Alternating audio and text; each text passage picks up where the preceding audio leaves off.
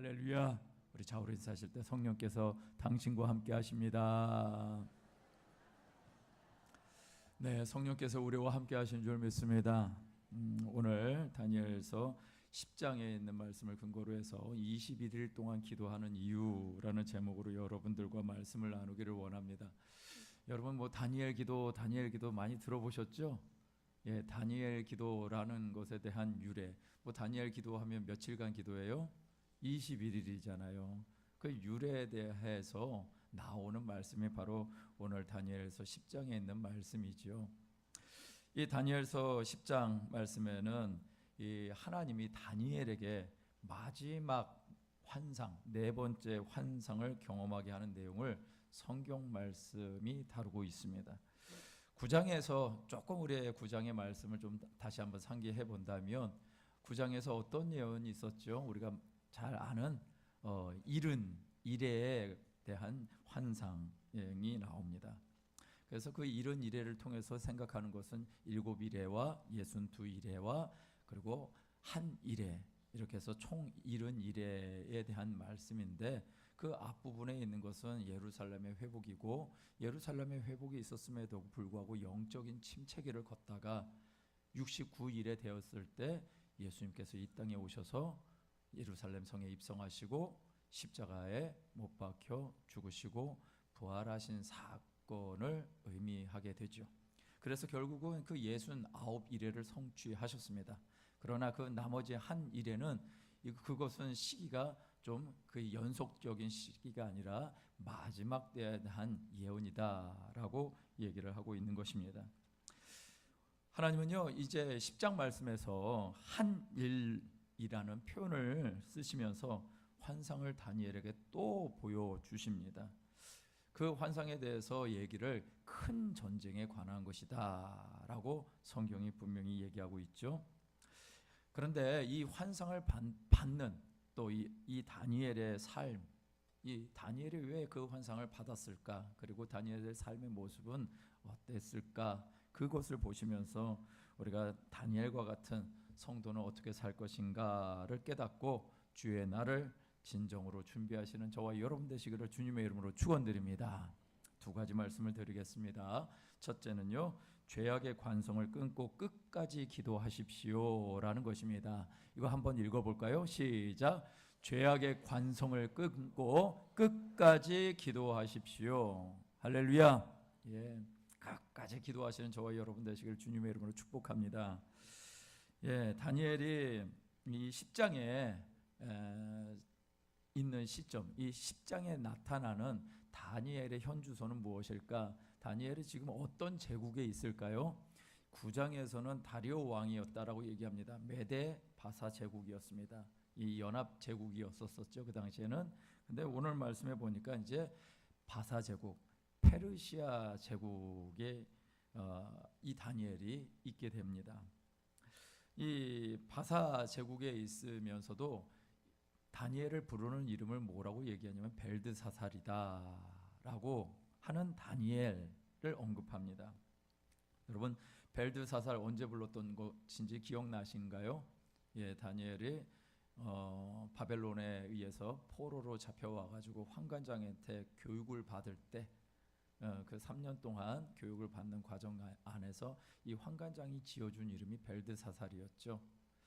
단순히 이것은 벨드사살이다라는 과거에 있었던 사람이라는 얘기가 아니라 이것이 바벨론식 이름이고 바벨론에 실제로 존재했던 사람이다, 역사적인 인물이다라고 말하고 있는 것이고요.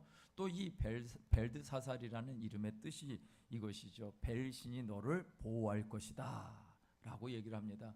한마디로 말해서 이 얘기를 말하는 것은 어느 정도 제사장의 가문, 귀족 신분의 의미를 담고 있습니다. 그런 순간에 이제 다니엘이 환상을 보게 됩니다. 다니엘서 10장 1절 말씀에 이렇게 나오고 있는 것이죠. 바사왕 고레스 제3년에 한 일이 벨드사살이라 이름한 다니엘에게 나타났는데 그 일이 참되다라고요. 참된데 뭐가 참된 일이에요? 전쟁에 관한 것입니다. 그리고 다니엘이 그것을 분명히 알고 그 환상을 깨달았다라고 얘기를 합니다. 하나님은요, 다니엘에게 엄청난 환상을 3번씩이나 보여주셨습니다. 참 특별한 삶을 살지요. 그리고 비록 자기가 바벨론 제국 시대 포로로 끌려와 살고 있지만 제국을 몇 번이나 바꾸었을까요? 바벨론 제국, 메데 제국, 페르시아 제국, 이렇게 바뀌어지는 순간에도 다니엘은 그 시대마다 주요 인물로 있었다라는 것입니다. 그렇다는 얘기는 인생이 그다지 뭐 결핍이 있거나 힘들게 살지는 않았던 것 같습니다. 물론 신앙 지키기 위해서 목숨의 위기는 겪습니다. 그런데 오늘 본문 말씀 가운데 다니엘, 이렇게 뭔가 자기의 삶 가운데 넉넉함도 있고 자기의 신분도 보장되어지는 그런 삶의 자리에 있었는데, 그에게 다니엘서 10장 2절에서 3절 말씀은 이런 삶의 모습이 보입니다. 이 말씀을 한번 같이 읽어볼까요? 시작. 그때 나 다니엘이 새 이래 동안 슬퍼하며 새 이래가 차기까지 좋은 떡을 먹지 아니하며 고기와 포도주를 입에 대지 아니하며 또 기름을 바르지 아니했다라고 얘기를 하고 있습니다. 다니엘이 새 이래 동안 슬퍼했답니다. 그리고 그것이 차기까지 좋은 떡도 고기도 포도주도 입에 대지 아니하고 기름을 바르지 않았다. 무슨 얘기일까요? 화장했다는 소리예요. 이 아주 건조한 사막지대, 광야지대였기 때문에 이들에게 있어서 피부가 거칠잖아요. 그러니까 피부에 윤기 나게 하기 위해서 기름을 바른 겁니다. 일반 사람들은 안 했겠죠. 나름 신분이 있는 사람들이 했던 모습이었던 것 같습니다. 그런데 그렇게 뭔가 자기에게 충분히 누려야 될 수 있는 그 상황 속에서 새 일에 21일이죠. 21일 동안 그가 한 것은 무엇이냐? 금식하며 기도했다라는 것이었습니다. 다니엘은 나름 성공한 사람이었습니다. 성공한 사람의 기준을 그냥 보통 일반적으로 한다면 뭐 돈이 있거나 명예가 있거나 그런 사람들에 대한 얘기 아닐까요? 그런 사람들의 많은 수가 대부분 어떻게 살까요? 조금 좀 막 방탕하게 사는 그 모양들이 좀 보이게 됩니다. 제가 어저께 뉴스를 한번 보다가 그 핫한 뉴스가 있어요. 그래서 이렇게 봤더니 무엇이냐면, 여러분, 중국의 부자들이 그렇게 많다면서요? 중국의 부자들이 서울시 인구만큼 있다요. 그 사실인지 아닌지는 모르겠지만 그런 소문이 있어요. 그런데 제가 진짜 2015년도 자료를 보니까 중국의 부자가 거의 100만 명 되더라고요. 그 각 지역별로 흩어져 있는데 그거를 취합하니까 2015년도 얘기예요. 지금 4년이나 지났으니 어느 정도 될까? 우리 상상에 맡기자고요. 그런데 그 중에 이제 중국의 난징이라는 곳에, 남경이라는 곳에 한 그 부동산 개발업자의 이 아들이 SNS에 뭘 올렸어요. 그것 때문에 세계가 이제 주목을 했죠. 근데 왜 이 사람한테 주목을 했느냐? 이 아들이 자동차를 아빠 카드로 긁었어요. 근데 카드 긁은 금액이 43억이에요. 몇 분만 반응하시네요. 나머지 분들은 뭐 그 정도야 뭐 이런 건가요?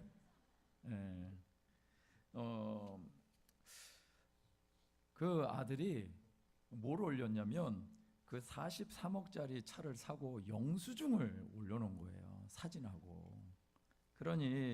그러면서 거기다 뭐라고 코멘트를 달았냐면, 이 세금 마음을 참 피곤하게 하네 라고 써놨어요. 세금이 얼마나 나왔냐면 7억 6천. 세금만. 그러니까 8억 가까이 나온 거예요. 그거 불편하다고 지금 거기다가 써놓은 거예요. 그러니 이제 얼마나 난리가 났겠어요. 한쪽에서는 댓글에 중국이 공산주의가 맞냐고, 공산주의 나라에서 어떻게 저런 일이 일어나냐고, 뭐 한쪽에서 뭐 난리가 나고, 또 없는 분들이 볼 때는 상대적인 박탈감 때문에 막 댓글을 달기도 하고 그랬던 것 같습니다. 자, 어쩌면은 이 다니엘의 신분이 이 당시에 굉장히 높은 신분이었죠. 고레스 왕 시대도 다니엘은 여전히 고위 공직자였습니다. 뭔가 그냥 단순히 공직자가 아니라 이 당시의 공직자는요, 사람을 죽이기도 하고 살리기도 하고, 뭐 정말 마음만 먹으면 빼앗을 수도 있는 그런 자리에 있는 사람 아니겠습니까? 충분히 이렇게 살 수 있는 사람인데 지금 이가 하고 있는 삶의 모습을 보니까 무엇이에요? 21일 동안 금식을 하더라라는 것이었습니다. 기도하지 않아도 괜찮은, 부족할 것이 없는 안정된 삶을 살고 있는 그런 그가 안정된 삶의 여유를 끊고 하나님의 뜻을 구하는 이유가 뭘까요? 이 다니엘은요, 자기가 3번의 제국을 거치면서 그러면서 자기가 자기 자리에 견고한 것을 보면서 그것에 만족했을까요? 아닐 것입니다. 제국의 허상을 본 것입니다. 자신이 비록 제국의 권위자요, 때로는 3위에도 있고 2위에도 있다 할지라도 그 제국은 자기 자신의 제국이 아니다라는 것이었습니다. 다니엘의 제국은 오로지 어디 있을까요? 하나님의 나라였습니다. 다니엘은요, 환상이 더더욱이나 다니엘에게 주어진 환상이 거듭되면 거듭될수록 더 무엇이 선명해졌을까요? 눈에 보이는 제국이 선명한 것이 아니라 하나님이 말씀하시는 제국이 더 선명해지더라는 것입니다. 세상은요, 이 사람이 살면 살수록, 세상에 또 사람이 많은 것을 가지면 가질수록 어떤 마음을 갖게 되냐면 이 넉넉한 마음이 아니라 더 끌어안고자 하는 마음들이 생기는 것이 세상 사람들의 가치다라는 것입니다. 그런데 이것이 더 이제 점점 더 내게 있어서 그것이 전부가 되어지니까 집착할 수밖에 없는 거죠. 이것이 죄악의 관성입니다. 이것이 세상 임금이 다스리는 사람들의 삶의 모습이라고 말하고 있는 것입니다. 세상의 관성, 이 세상의 가치관을 갖고 있는 이 세상적인 죄악의 관성을 갖고 있는 사람, 이 관성을 끊을 수 있을까요? 없을 것 같습니다. 왜냐하면 성경 에베소서 2장 20절은 이렇게 말하고 있거든요. 이 말씀 한번 같이 읽어볼까요? 에베소서 2장 20절 시작. 그때 너희는 그 가운데서 행하여 이 세상 풍조를 따르고 공중권세 잡은 자를 따랐으니 곧 지금 불순종의 아들들 가운데 역사는 영이다. 이 세상이 이 세상 풍조를 따르고 공중권세 잡은 자를 따랐다라고 얘기를 하고 있습니다. 무슨 얘기냐? 이 세상은 하나님의 영, 하나님의 성령이 함께하지 아니하는 모든 세상의 역사는 누가 잡고 있는 세상의 역사다? 공중권세 잡은 자의 역사, 세상이다라고 말하고 있는 것입니다. 모든 세상, 하나님을 떠난 인생은 이렇게 살 것이다, 이렇게 산다, 이렇게 살아왔다라고 성경이 얘기를 하고 있는 것입니다. 그런데 다니엘이 그렇게 살지 않습니다. 어떻게 다니엘은 그렇지 않은 삶을 살아갈 수 있었을까? 제가 이 프라의 연인이라는 드라마가 있습니까? 아시는군요. 제가 한 번도 본 적이 없는데 그 대본을 한번 잠깐 어떤 기사 내용을 봤습니다. 블로그의 내용을 봤는데 그 대본의 내용에 무엇이 있었냐면 이종길 씨인가요? 이분이 대통령으로 나오고 김주혁 씨가, 고인이 되신 김주혁 씨가 이 강력계 형사로 나오고, 이 대통령의 딸 전도연 씨, 너무나 잘하시네. 옆에서 도와주셔서 감사합니다. 근데 이 전도연 씨 이름이 이제 거기에 드라마상에서는 윤재희라고 나옵니다. 그런데 이 강력계 형사가 대통령의 딸을 좋아한 거예요. 여러분 생각에 얼토당토하십니까? 아마 대통령도 그랬던 것 같습니다. 예. 이 사람을 불러가지고 대화하는 내용이에요. 대화하는 내용이 뭐라 그러냐면 아니 내 딸이 나를 실망시킬 만큼 자네를 따라간다고 하는데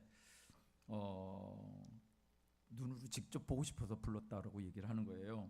그러면서 계속 내 딸과 만날 생각인가 그랬더니 네 하는 거죠. 내가 반대도 좀 생각하더니 반대하시면 어렵게 만나겠습니다. 두 번 만날 거 한 번 만나겠습니다. 그리고 두 번 전할 거 한 번 전하겠습니다. 나머지 시간은 대통령님 허락받는데 사용하겠습니다. 와,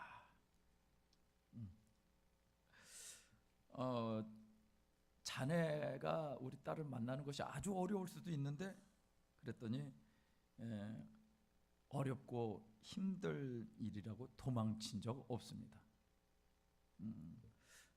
앞으로도 더 어려울 텐데 그랬더니 이렇게 얘기하는 거예요. 따님은 강력반 형사인 저보다 더 용감한 여자입니다. 저는 그런 따님에게 어울리는 남자가 되고 싶어졌습니다. 그렇기 때문에 전 비겁할 겨를이 없습니다.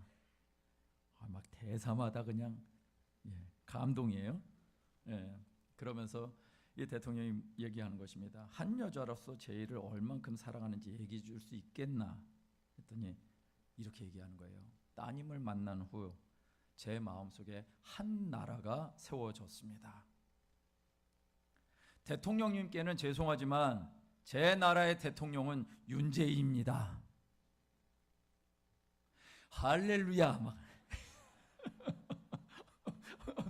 제가 이 내용을 보면서 할렐루야가 나왔어요. 그래서 생각이 됐어요. 야, 이게 예수 믿는 사람들의 고백이었으면 좋겠다.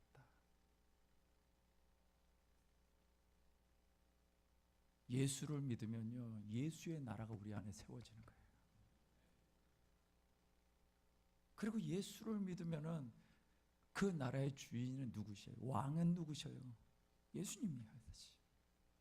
저와 여러분들이 정말 예수님을 믿는다면, 저와 여러분들이 정말 하나님을 믿는다면 저와 여러분들 안에는 어떤 나라가 세워져야 될까요?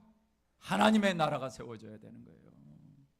하나님의 나라가 세워지고 그 하나님의 나라의 통치자는 누구시다? 하나님이시죠. 하나님의 나라인데. 근데 신앙생활하고 있는 우리들이 하나님의 나라, 하나님의 백성인데 하나님의 통치를 받고 있습니까? 세상의 권세 잡은 자, 하늘의 권세 잡은 자의 통치를 받고 살아가고 계십니까? 이거 점검하라고요.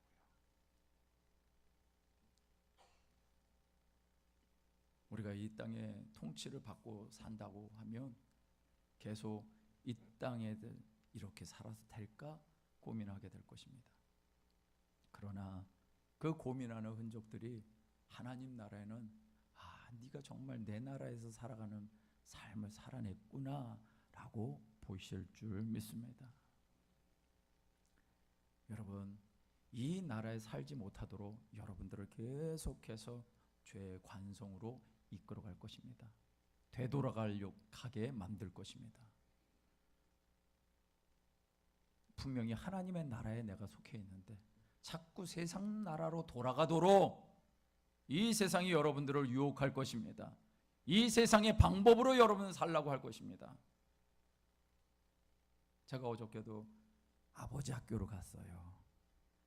아버지 학교로 갔는데 우리 그 간증하시는 분이 그런 거예요. 정말 잘 하나님의 뜻대로 잘 살고 싶은데 이 뭐 영업을 해야 되고, 영업을 하려면 뭘 해야 돼요? 그 사람을 막 기쁘게 해줘야 되잖아요. 기쁘게 해주려면 뭘 해야 돼요? 마셔야지. 제정신으로는 안 되지. 그리고 그걸 기쁨을 더 해주려고 뭘 2차를 가, 3차를 가. 그러다가 아주 악한 일들을 통해서 거래를 하는 거예요.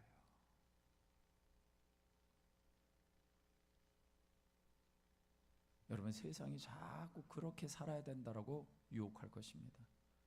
세상의 방법으로 살아가는 것이, 그것이 똑똑한 거야 라고 말할 것입니다. 그런데 저와 여러분들은 하나님의 나라에 있잖아요. 하나님의 나라에 있잖아요. 그렇다면 하나님의 나라에 있는 저와 여러분들이 해야 될 방법이 무엇일까요?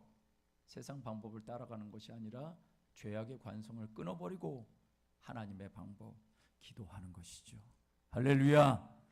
여러분, 그래서 기도는 끝까지 하셔야만 합니다. 끝까지 기도하셔야만 합니다. 끝까지 기도하십시오. 할렐루야. 사는 날 동안에 인생의 목적과 사명을 완성한 사람은 없습니다. 죽을 때 결론 나는 겁니다. 죽는 순간에 결론 나는 것입니다. 그렇다면 우리의 삶에 주님 부르시기 전까지는 계속해서 끝까지 기도해야 되는 것이죠. 피아노를 치시는 분이 이런 얘기를 해요. 하루를 연습하지 않으면 누가 알까요? 자기가 알고, 이틀을 연습하지 않으면 다른 사람이 알고, 3일을 연습하지 않으면 자기가 연주할 때 청중이 다 안다 라고 얘기를 합니다. 맞나요? 어디 계신가요? 네. 네, 네. 그런 얘기를 해요. 피아노 치시는 피아니스트들의 얘기를 하면 하물며 성도로 살아가는 하나님의 백성이요, 하나님의 나라에 살아가는 저희들이 하나님과의 교제를 않고 산다. 여러분, 어떤 일이 벌어질까요? 그렇죠? 그럴 수가 없다라는 거예요. 그러니까 끝까지 기도해야 되는 거예요. 내가 한순간 기도하면 이것으로 다 됐다라고 생각하지 마시고, 사단이 갖다 준 유혹에 넘어가서 또 내가 원래 인간적으로 하던 방법대로 다시 돌아가서 하나님을 멀리하고 세상적인 방법으로 살지 않냐고, 하나님, 내가 이 상황에서도 끝까지 기도하겠습니다. 끝까지 기도함으로 하나님의 역사를 이루어 드리겠습니다. 이 믿음으로 살아가시는 저와 여러분 되시기를 주님의 이름으로 축원드립니다. 두 번째는요, 주의 말씀으로 평안하고 강건한 자가 되십시오 라는 것입니다. 함께 읽어볼까요? 시작. 주의 말씀으로 평안하고 강건한 자가 되십시오. 여러분, 다니엘이 환상 가운데 한 사람을 만나게 됩니다. 5절에서 6절 말씀에 보니까 그 한 사람이 아주 화려합니다. 세마포 흰 옷을 입었다는 얘기죠. 또 순금, 아주 그냥 정금과 같은 그런 금띠를 띠고, 몸은 황옥이고 얼굴은 번갯빛을 치고 눈은 횃불 같고 팔과 다리는 빛난 녹과 같고 말소리는 무리의 소리와 같다라고 얘기를 합니다. 이 누구일까요? 천사일까요? 이 비슷한 말씀이 계시록 1장 14절에서 16절에 나오고 있어요. 이 계시록 1장 14절에 16절 말씀에 보니까 머리털의 희기가 흰 양털 같고, 눈은 불꽃 같고, 발은 풀무분에 단련된 주석 같고, 음성은 많은 물소리 같고, 오른손에 7별이 있고, 입에서는 좌우에 날성검이 나오고, 그 얼굴은 해가 힘있게 비치는 것 같다라고 얘기를 합니다. 자, 요한계시록 1장에 나오는 분이 누구죠? 예수 그리스도에 대한 얘기죠. 그런데 그와 비슷한 내용이 어디에도 있어요? 다니엘에도 있어요. 그렇다는 얘기는 다니엘의 삶에 누가 함께 하셨다? 예수님이 함께 하셨다. 예수님은 구약 시대에도 여전히 함께 하셨던 것입니다. 신약 시대에 이 땅에 육신을 입고 오신 것뿐이지, 예수님은 여전히 구약 시대에도 하나님의 사람들과 함께 하셨던 것이죠. 그런데 이 하나님의 함께 하신 삶의 자리에 이 하나님 환상이 나타나니까 그 환상을 보고 반응하는 사람들의 내용이 7절부터 9절까지 나오는데 이렇게 얘기하고 있어요. 이 환상을 나 다니엘은 홀로 봤다. 왜? 나와 함께 있던 사람은 이 환상을 보지도 못했대요. 그들은 오히려 크게 떨면서 도망하고 숨었답니다. 다니엘과 또한 함께한 사람들이 똑같이 환상이 임하는 자리에 똑같은 순간에 있었습니다. 그러나 반응이 너무나 다른 거예요. 다니엘은 그 환상을 보게 되지만 함께하는 사람들은 그 환상을 보지 못합니다. 오히려 이상한 기운 때문에 크게 떨며 도망하고 숨어버리고 말죠. 누군가 하나님의 계시와 환상에 온전히 반응하는 사람이 있는가 하면 그렇지 않은 사람도 있다라는 것이죠. 자, 저와 여러분들은 다니엘처럼 반응하시길 주의 이름으로 축원드립니다. 다시 이제 천사가 등장해서 11절과 12절에 얘기를 합니다. 이 말씀은 한번 같이 읽겠습니다. 시작. 내게 이르시되 큰 은총을 받은 사람 다니엘아, 내가 내게 이르는 말을 깨닫고 일어서라. 내가 내게 보내심을 받았느니라 하더라. 그가 내게 이 말을 한 후에 내가 떨며 일어서니 그가 내게 이르되 다니엘아, 두려워하지 말라. 내가 깨달으려 하여 내 하나님 앞에 스스로 겸비하게 하기로 결심하던 첫날부터 내 말이 응답받았으므로 내가 내 말로 말미암아 왔느니라. 할렐루야. 뭘 말씀해 주신 거예요? 다니엘이 기도했던 시간들, 그것들을 응답을 주려고 왔다고. 네가 첫날부터 결심했던 첫날부터 너의 말, 너의 기도에 응답을 주려고 내가 왔었다라고 얘기를 합니다. 그런데 어떤 일이 벌어졌는가? 13절에서 14절 말씀에 이런 일이 벌어지는 거예요. 그런데 바사 왕국의 군주가 21일 동안 나를 막았다. 내가 거기 바사 왕국의 왕들과 함께 머물러 있더니, 머물러 있었다는 얘기는 뭘까요? 막았는데 머물러 있었다. 같이 아이고 뭐 좋은 게 좋은 곳이 하고 있었던 얘기가 아니라 싸운 거예요. 그런데 가장 높은 군주 중 하나인 미가엘이 와서 나를 도와주므로, 미가엘이 누구일까요? 또 다른 가브리엘 말고 또 다른 천사장, 이 군대 장관이라고 합니다. 그래서 이 군대 장관으로서의 능력을 갖고 있는 천사장이 와서 함께 이 높은 바사 왕국의 군주, 여러분 바사 왕국은 어디예요? 지금 고레스가 통치하고 있는 나라잖아요. 그러면 바사 왕국의 군주는 누구예요? 고레스라는 왕일까요? 여기서 말하는 군주는 그 군주가 아닌 거예요. 왕국이 있는데 이 왕국의 위에 이 왕국을 조종하는 영적인 세력이 있다라고 말하고 있는 것입니다. 왜요? 가장 높은 군주 중에 하나인 미가엘이 왔다라고 얘기한 것은, 미가엘이 어떤 존재예요? 영적인 존재이죠. 근데 그 영적인 존재로 군주라고 얘기를 하고 있어요. 그러면서 바사 왕국에도 군주가 있었다. 그 군주가 누구일까요? 여러분, 예수님을 시험했던 사탄, 마귀가 바로 저 바사 왕국의 군주였던 것입니다. 하나님의 통치가 있어서 하나님의 구원, 그리고 하나님 이스라엘 민족의 회복을 또 고레스를 통해서 말씀하시지만, 여전히 그 하나님의 은혜의 손에 붙잡혀 있지 않냐면 호심탄탄 노리고 있는 이 세상의 군주, 공중권세 잡은 자가 있다라는 것입니다. 그 공중권세 잡은 자가 결국 우리의 기도를 어떻게 한다? 막아서고 있다라는 것입니다. 그래서 저와 여러분들이 끝까지 기도해야 되는 것입니다. 그냥 대충 간절할 때만 기도하고, 간절하지 않으면 알아서 해주시겠지. 여러분, 그러시면 얼마나 좋사와요. 여러분, 정말 간절한 사람의 기도를 하나님이 들어주신 줄 믿습니다. 그래서 우리는 끝까지 기도해야 되는 것이죠. 자, 근데 여기에서 끝까지 기도해야 하는 우리에게 주시는 메시지가 있더라는 것입니다. 그것은 무엇이냐? 여러분, 천사를 만나는 것이 쉬운 일인가요? 천사를 만나는 것이 쉬운 일이 아니라 굉장히 영적으로 두려운 일일 것입니다. 더더군다나 이 천사가 와서 한 얘기가 무엇이냐면, 오랜 후의 일이라 할지라도 무엇에 대한 얘기였어요? 인류의 마지막을 듣는 얘기였습니다. 그렇다는 얘기는 삶의 안식을 잃어버릴 수도 있는 것이죠. 그러니 천사가 다니엘에게 계속해서 반복적으로 얘기하는 것이 무엇이냐? 다니엘 10장 19절에 나오는 것이 큰 은총을 받은 사람이요 두려워하지 말라, 평안하라, 강건하라 라고 말씀하고 있는 것입니다. 그러면서 21절에 이런 말씀을 해요. 오직 내가 먼저 진리의 글에 기록된 것으로 내게 보이리라. 나를 도와서 그들을 대항할 자는 너희의 군주 미가엘 뿐이라. 뭐예요? 마지막 때 전쟁이 일어나고, 이런 전쟁이 일어나는 데 있어서 도와줄 자 또 누구냐? 미가엘 뿐이다 라고 얘기를 합니다. 그런데 이 평안하라, 강건하라, 강건하라고 말하면서 이 두 번에 걸쳐서 이 말씀을 하고 있거든요. 이 바사 왕국의 군주가 기도의 응답을 막고 서는데 우리가 해야 될 일은 무엇이다?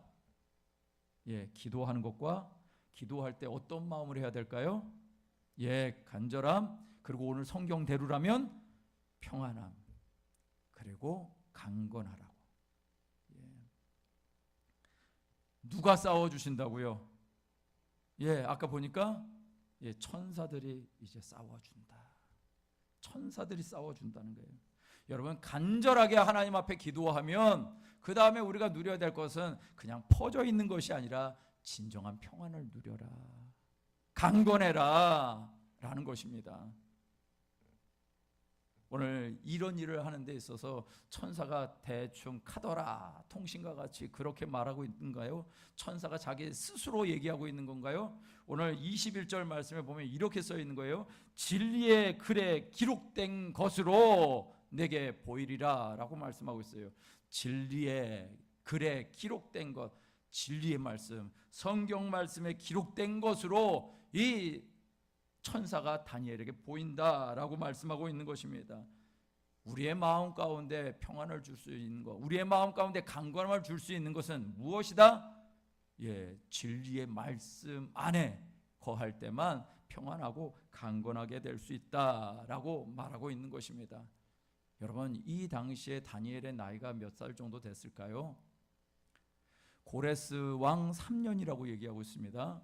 고레스 왕 원년에 예루살렘으로 1차 포로들이 돌아가게 됩니다. 하나님의 말씀대로 성취가 되죠. 그 하나님의 말씀은 몇 년 만에 성취된다고 예레미야 선지자가 말했죠?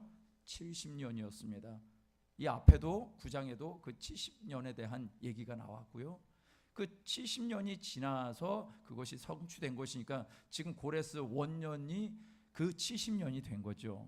그러면 고레스 3년이면 72년이나 73년도가 되겠죠. 횟수로 만약에 치면 2년이 될 것이고 그 온전하게 치면 73년 되겠죠. 그럼 73년이 지났습니다. 더더군다나 다니엘이 끌려온 나이는 14살에서 19살 정도라고 얘기를 합니다. 그럼 지금 몇 살이에요? 90세가 가까운 거죠. 이 90세에 가까운 다니엘, 지금 인생의 마지막을 살아가고 있는데 그런 그에게 가지고 있는 소유와 자기의 이름과 자기의 신분이 그에게 안정감이 됐을까요? 그런 것이 다니엘에겐 평안일 수가 없었습니다. 다니엘은 노년에 인생 무상하기에 또 때로는 체념하면서 시간을 보냈을까요? 아니죠. 더 적극적으로 21일을 금식하면서 더 적극적으로 하나님 앞에 매달려서 기도했다라는 사실을 여러분 기억해 주시기를 주님의 이름으로 축복합니다. 이 땅 가운데 붙잡을 것이 없구나. 이 땅 가운데 유일한 나라는 하나님의 나라고, 그 하나님의 나라를 위해서 나의 삶을 온전하게 드릴 줄 아는 것, 그것이 바로 이 평안이구나, 그리고 강건한 삶이구나 라는 것을 경험했다라는 것입니다. 저와 여러분 바로 이런 영원한 것을 붙잡으시고 영원한 안식과 평안과 강건함을 누리시는 우리 모든 성도님들 되시길 주님의 이름으로 축원드립니다. 말씀을 마무리합니다. 자, 여러분 오늘날 교회 외형적으로는 굉장히 커져가고 있고 또 좋아 보이기도 합니다. 그런데 내면적으로는 능력을 상실한 채 살아가고 있는 것은 아닐까요? 과거에 지금 우리 대한민국 임시정부 몇 년이요? 100년. 그런데 임시정부의 노력만 있었을까요? 기독교인들의, 그리스도인들의 수많은 기도와 눈물과 피가 있었을까요? 임시정부의 노력도 있었고 피도 있었고 땀도 있었을 것입니다. 그러나 이 대한민국은요, 정말 그리스도인들의 순교와 또 박해와 땀이 있었기 때문에 저는 지금까지 왔다고 믿습니다. 그런데 왜 지금 오늘날 교회는 왜 자꾸 위축이 될까요? 빛을 잃어가고 능력은 상실하면서 갈까요? 교회조차 어쩌면은 이 거짓되고 음란한 것, 이것이 그냥 그렇게 살 수밖에 없는 거야. 세상이 그렇게 사는데 낸들 무슨 통뼈라고 그걸 안 따라가 라고 한다면 우리는 여전히 그렇게 힘없는, 그리고 오히려 이 땅에 오셔서 우리를 위하여 십자가에 못 박혀 죽으신 그분이 이 땅에 세우신 것이 무엇입니까? 피 흘려 세우신 것이 교회인데, 이 교회가 오명을 쓰고 있다면 누구의 이름이 오명을 쓰고 있는 것일까요? 예수님의 이름이 오명을 쓰고 있는 거죠. 아무리 교회가 오명을 뒤집어 쓰고 있다 할지라도 정말 하나님의 사람은 어떻게 살까요? 누군가 하나님의 나라가 이 땅에 세워질 것을 위해서 자기를 죽이는 기도를 하고 있지 않을까요? 하나님이 이런 사람을 찾고 있는 줄 믿습니다. 디모데후서 2장 15절 말씀 한 절 읽겠습니다. 함께 읽겠습니다. 시작. 너는 진리의 말씀을 옳게 분별하여 부끄러울 것이 없는 일꾼으로 인정된 자로 자신을 하나님 앞에 드리기를 힘쓰라. 할렐루야. 예, 여러분 이 말씀대로 사시기를 주의 이름으로 축원드립니다. 저렇게 어떻게 살아? 그러지 마시고 저렇게 말씀을 붙잡으면요 살게 되어집니다. 말씀이 없으니까, 말씀이 선명하지 않고 분명하지 아니하니까 말씀을 이상하게 만들고 자기 중심적으로 해석하고 결국은 하와가 사탄의 꼬임에 넘어갈 때 어떻게 합니까? 이거 먹으면 안 죽는데 그랬더니 아니 죽을까 하노라 말 바꿔놓잖아요. 그리고 먹어버리잖아요. 성경 말씀이 분명하게 얘기하고 있는 것이 먹으면 죽는다, 하나님 말씀은 죽는다 했는데 죽을까 하노라로 바꿔버리는 것. 여러분 말씀이 분명하지 않으면 이렇게 됩니다. 그런데 이 세상의 유혹이 그래요. 저와 여러분들이 오늘 붙잡아야 될 것은 진리에 기록된 말씀 앞에 붙잡힌 바 돼서 이 말씀대로 살기로 결단하는 자들에게 하나님이 싸워주실 줄 믿습니다. 저와 여러분들이 바로 그런 삶의 승리의 주인공이 되시길 주님의 이름으로 축복합니다. 이 시간 우리 함께